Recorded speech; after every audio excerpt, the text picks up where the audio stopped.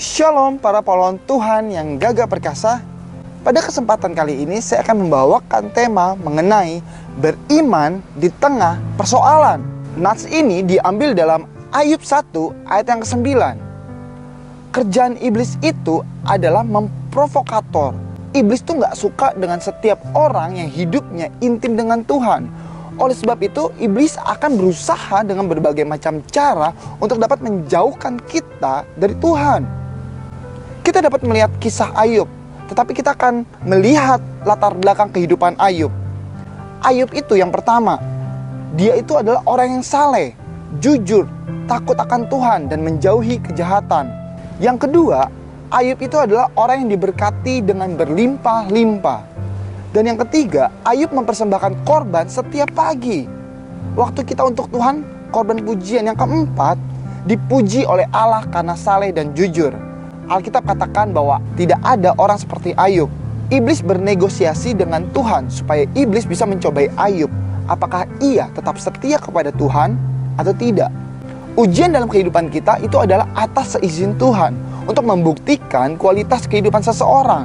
Apakah ia tetap kokoh percaya kepada Tuhan atau tidak? Kita akan melihat ujian apa yang dialami oleh Ayub. Yang pertama, harta ternaknya habis terbakar dan 3.000 onta dirampok oleh orang Kasdim. Lalu yang kedua, anak-anaknya mati. Yang ketiga, tubuhnya penuh sakit penyakit. Dan yang keempat, istrinya menyuruhnya mati dan mengutuki Allahnya. Padahal tugas seorang istri yang harusnya mensupport dan mendukung serta menopang suaminya, tetapi ini malah berlawanan. Dan yang kelima, Ayub dijauhi oleh teman-temannya dan dituduh berbuat jahat. Karena pada zaman itu, orang yang mengalami pencobaan seperti Ayub itu dianggap orang berdosa. Contoh, kita ingat kisah Yunus yang diutus ke Niniwe, namun Yunus lari. Dan kita tahu ceritanya bahwa Yunus dibuang ke laut dan ditelan oleh ikan besar. Karena Yunus berusaha lari dari panggilan Tuhan. Jika kita bawa dalam kehidupan masa kini, kira-kira apa ujian terberat yang sedang saudara alami saat ini? Masalah keuangan kah? Pengkhianatan kah? Sakit hati kah? Sakit penyakit kah? Atau persoalan lainnya?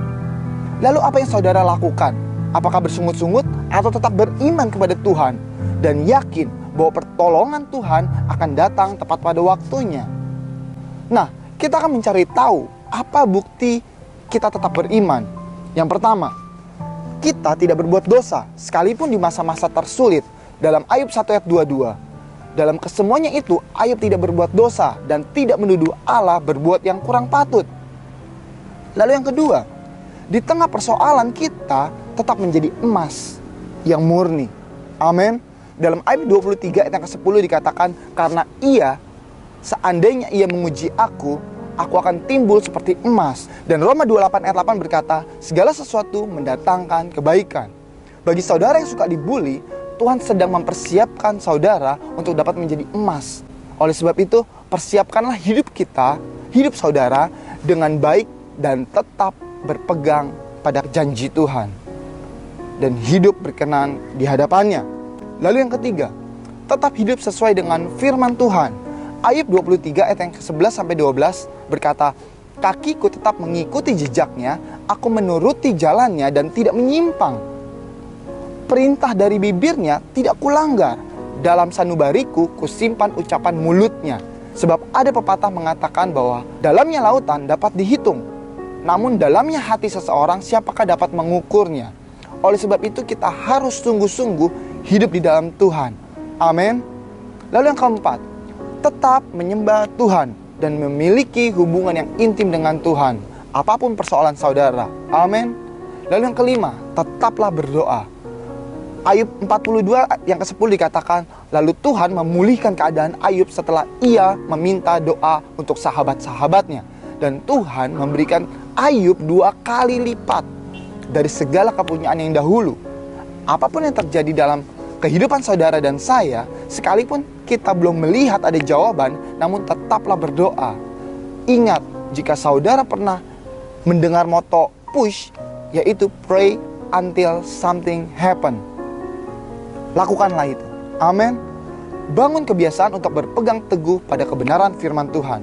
Dalam Ayub 42 ayat yang ke-12 dikatakan bahwa Allah mengembalikan keadaan Ayub 2 kali lipat dari sebelumnya. Katakan pada dirimu sendiri bahwa masalahku hanyalah sementara, karena badai pasti akan berlalu dan berganti dengan pelangi yang indah. Amin. Tuhan Yesus memberkati.